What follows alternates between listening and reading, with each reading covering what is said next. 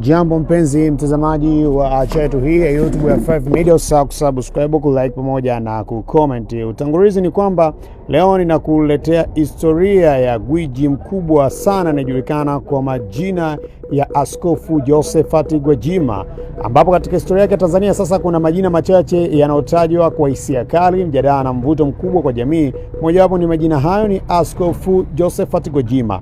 Ni mtu aliyepitia kanisani, biashara na siasa, safari iliyomfanya apendwe na baadhi ya watu, lakini pia akosolewe vikali na wengine. Lakini Gwajima ni nani hasa, na historia ipi inamfanya awe mtu anayezungumzwa karibu kila kona ndani ya nchi ya Tanzania?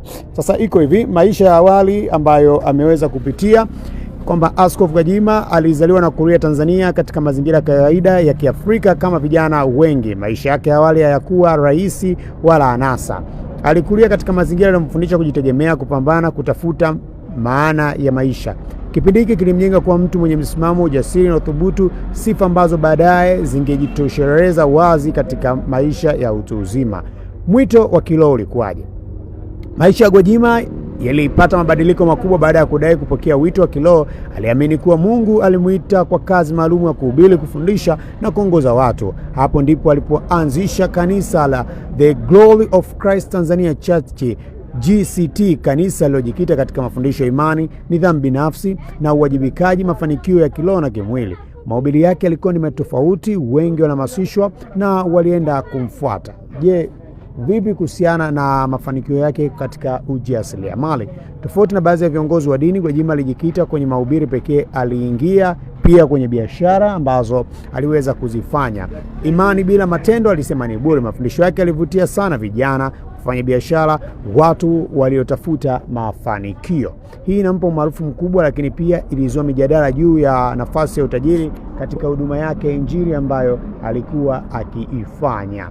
Sasa iko hivi kuhusiana Gwajima kuingia katika siasa. Hatua kubwa zaidi katika historia ya Gwajima ilikuwa ni kuingia kwenye siasa. Aliamua kugombea ubunge kupitia Chama cha Mapinduzi CCM na kuchaguliwa kuwa mbunge wa Kawe. Hatua hii iliwashangaza wengi, ilibua mjadala wa kitaifa, iliwaganya maoni kwa jamii. Wapo walioona kama sauti ya watu na wapo waliodhani viongozi wa dini hawapaswi kuingia kwenye siasa, lakini Gwajima alisisitiza imani haipaswi kutenganishwa na uongozi wa jamii.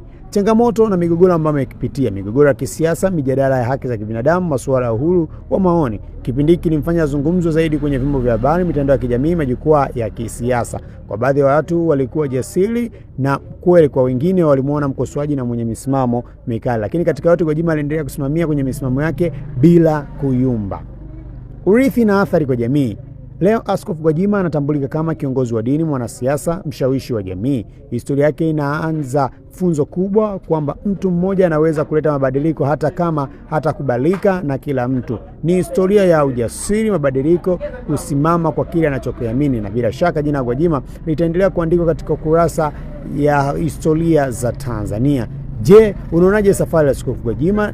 Je, viongozi wa dini wanapaswa kushiriki siasa? Acha maoni yako, kusubscribe, kushare pamoja na kulike. Lakini katika yote, Askofu Gwajima juzi ameweza kutoa speech ambayo imeweza kunindima katika vyombo vya habari kutokana na yale ambayo yanazungumzwa juu ya taarifa ya kwamba yeye amerudi vizuri kabisa katika anga za kisiasa. Pamoja na hayo mengine yote ambayo Gwajima aliweza kuyazungumza juzi katika mkesha, kumekuwa pia na story ambazo pia zinaendelea kwenye mitandao mbalimbali ya kijamii, na si kama 5 Media tumezidi kusogezea update hizo. Karibu sasa kusubscribe, kulike pamoja na kucomment ili uweze kupata notification pamoja na update mbalimbali.